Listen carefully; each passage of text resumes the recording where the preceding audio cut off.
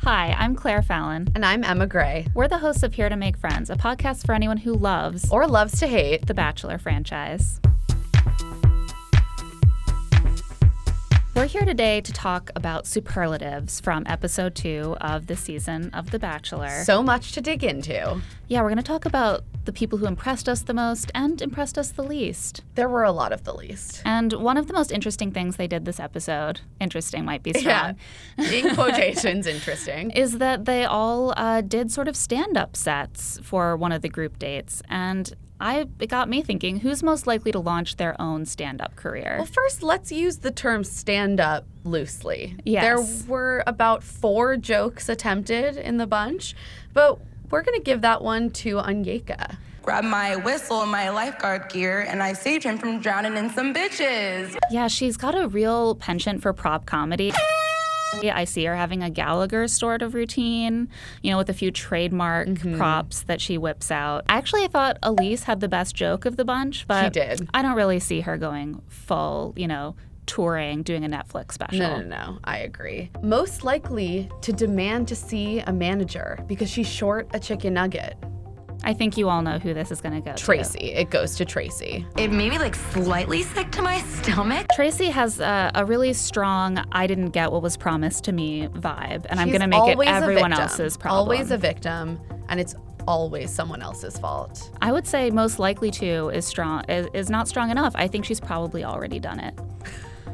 Next, most likely to spend her 30th birthday crying over her lost youth. Relatable. Wow, we know who this is. It's Demi. Demi has very strong feelings about how older women are valued. By older, she means anyone over the age of 27. I'm not worried about it because there's no advantage to being an older woman here. Cougars.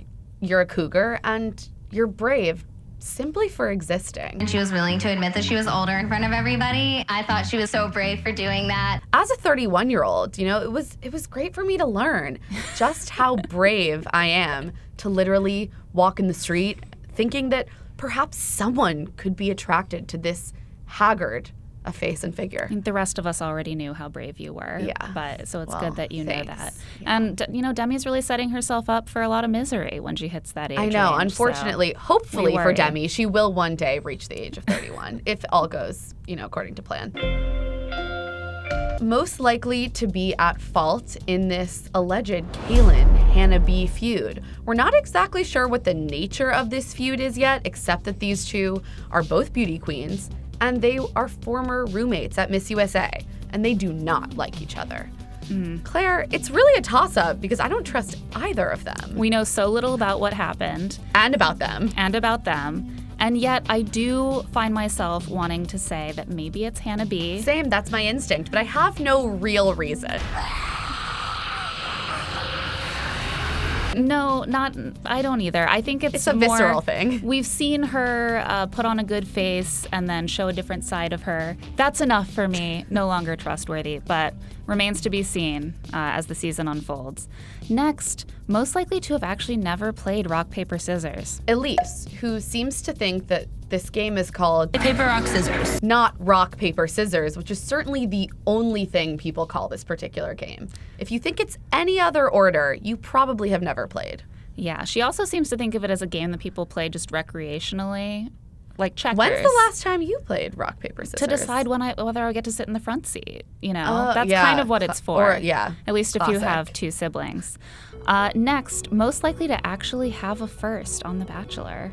We're going to give this one to Heather, who her entire being and profession is never been kissed. I mean, I'm sure there's more to her, but the show has decided there is not. And I think she might actually have her first kiss on this season. I mean, if she doesn't, it's a lot of build-up.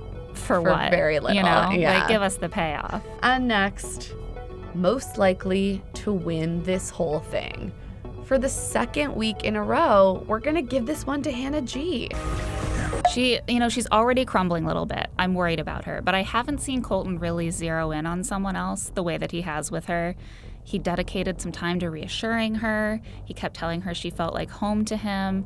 Something about that feels a little weird to me, but clearly it's a compliment. So I still think of her as far and away the front runner. I have to agree. And finally, most likely to be the next Bachelorette, which is really winning if you think about it. Yeah, I mean, I agree. Most likely to get to pick your own stud, you know, and Rather not just than the one they the picked one they for picked. you. Exactly. And, you know, dark horse contender this week, we're going to say Elise. That was so sexy. You went up there, I was like, okay, all right. She really rose in the power rankings this week. Elise used her life experience and age to her advantage despite Demi age shaming her. She is completely stunning, which is shallow but true. Great sense of style. What? The Bachelor cares about that? The Bachelor shallow? I had no idea. Who knew?